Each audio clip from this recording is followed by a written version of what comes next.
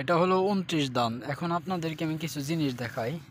এই দেখেন দানের ফুল। এই দানের ফুলটা কেন জানেন? এটা হয়তো আপনার পরাগায়ন ঘটে। এখানে একটা পুরুষ ফুল আছে, একটা স্ত্রী ফুল আছে, মানে প্রতিটা দানের ছড়াতেই পুরুষ ফুল স্ত্রী ফুল উভয় থাকে।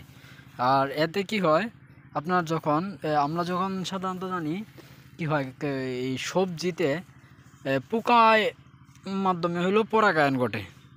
আবার দেখা যায় কাকরুল পোকার মাধ্যমে পরাগায়ন ঘটে কথা ঠিক, কিন্তু এই কাকরুলের জন্য আমাদেরকে কি করতে হয়, ওই অনেক সময় হাতে পরাগায়ন ঘটায় দিতে হয়, যেটা কৃত্রিম পরাগায়ন বলা হয়।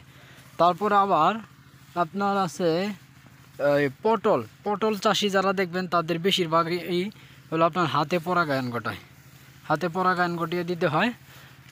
এরকম আরও বিভিন্ন সবজি আছে যেগুলোতে মানুষ হাতে পরাগায়ন ঘটায়। তবে বিশেষ করে এই ধানের পরাগায়নটা কিন্তু মানুষেও ঘটায় না, আর এটা পাখিও ঘটাইতে হয় না।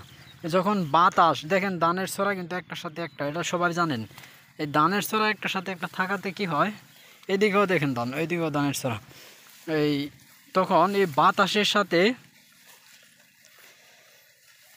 যে একটা ধানের ছড়ার সাথে আরেকটা ধানের ছড়া লাগে, এতে একটা ফুলের সাথে আরেকটা ফুলের যে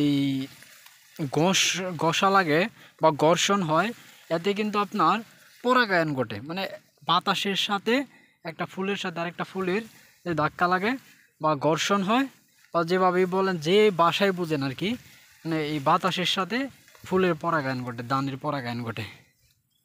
এটাতে বেশ ভালো ধানের ছড়া আসছে, আর এটাতে ধানের ছড়া আসতেছে, এগুলিতে ধানের ছড়া আসতেছে। এগুলি সব 29 ধান। আমাদের দিকে বেশিরভাগই 29 ধান করে, আর যারা আগাম করতেছে তারা 28 করে। ওই পাশে একটা জমি আছে 28-এর, ওই জমিতে হইলো আপনার ধান মোটামুটি ওই ছড়াগুলি পাক ধরছে।